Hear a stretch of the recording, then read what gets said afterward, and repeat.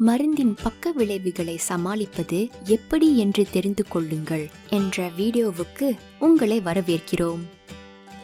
இந்த வீடியோவில் மருந்தின் பக்க விளைவுகளை பற்றியும் அவற்றை சமாளிக்க நீங்கள் என்ன செய்யலாம் என்பதை பற்றியும் எங்கள் நட்புமிக்க மருந்தியல் நிபுணர் உங்களுடன் பகிர்ந்து கொள்வார்.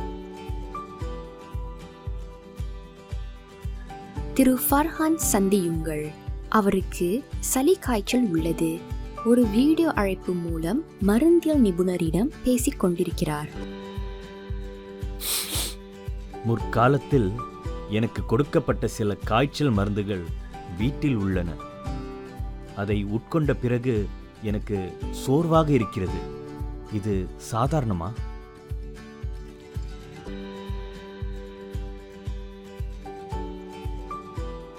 திரு ஃபர்ஹான், உங்கள் சளி காய்ச்சலுக்கு குளோஃபெனிரமின் கொடுக்கப்பட்டது. இந்த மருந்தை உட்கொண்ட பிறகு அது உங்களுக்கு சோர்வை அல்லது தூக்க கலக்கத்தை ஏற்படுத்தலாம்.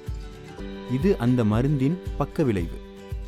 பெரும்பாலான மருந்துகளுக்கு பக்க விளைவுகள் உள்ளன, ஆனால் எல்லோரும் அவற்றை அனுபவிப்பதில்லை. எனக்கு பக்க விளைவுகள் ஏற்பட்டால் நான் என்ன செய்ய வேண்டும்? திரு ஃபர்ஹான், உங்கள் மருந்துகளால் வரக்கூடிய பக்க விளைவுகளை பற்றி அறிந்திருப்பது நன்றாக சமாளிக்க உங்களை நன்றாக தயார்படுத்தும். பொதுவான பக்க விளைவுகளை பற்றியும் அவற்றை சமாளிக்க நீங்கள் என்ன செய்யலாம் என்பதை பற்றியும் மருந்தின் விவரச்சீட்டிலிருந்து தெரிந்து கொள்ளலாம்.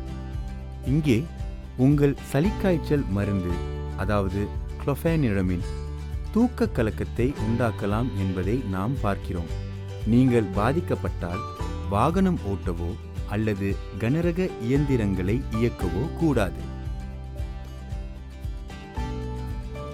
உதாரணத்திற்கு, நீங்கள் மாலையில் வேலை செய்கிறீர்கள் என்றால் படுக்கை நேரத்தில் இந்த மருந்தை உட்கொள்ளலாம்.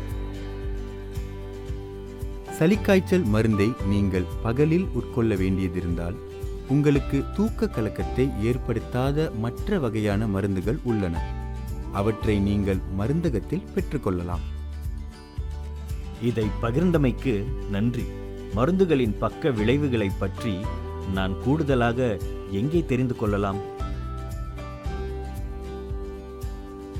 திரு ஃபர்ஹான், உங்கள் மருந்தின் பொதுவான பக்க விளைவுகளை எப்படி சமாளிப்பது என்பதை பற்றி மேலும் தெரிந்து கொள்ள ஹெல்த் ஹப் பட்டியலில் நீங்கள் தேடலாம். இந்த தகவலை பொதுவான பக்க விளைவுகள் பகுதியில் காணலாம்.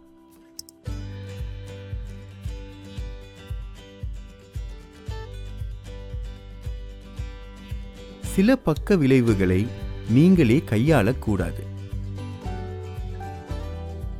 உங்கள் மருந்தின் பக்க விளைவுகளை உங்களால் சமாளிக்க முடியவில்லை என்றால் உங்கள் மருத்துவரிடம் அல்லது மருந்தியல் நிபுணரிடம் பேசுங்கள். குறிப்பாக உங்கள் மருந்து ஒவ்வாமையின் அறிகுறிகள் நீங்காவிட்டால் அல்லது மோசமானால் அல்லது உங்கள் அன்றாட வேலைகளை அது பாதித்தால். இந்த மருந்து ஒவ்வாமையின் அறிகுறிகளில் ஏதேனும் ஒன்று இருந்தால், முகத்தில், கண்களில், உதடுகளில், நாக்கில் வீக்கம், மூச்சு திணறல், உடலெங்கும் தோலரிப்பு, மருந்து உங்களுக்கு ஒவ்வாமையை ஏற்படுத்தி இருக்கலாம். நீங்கள் மருந்தை நிறுத்திவிட்டு உங்களது மருத்துவரை உடனடியாக பார்க்க செல்ல வேண்டும்.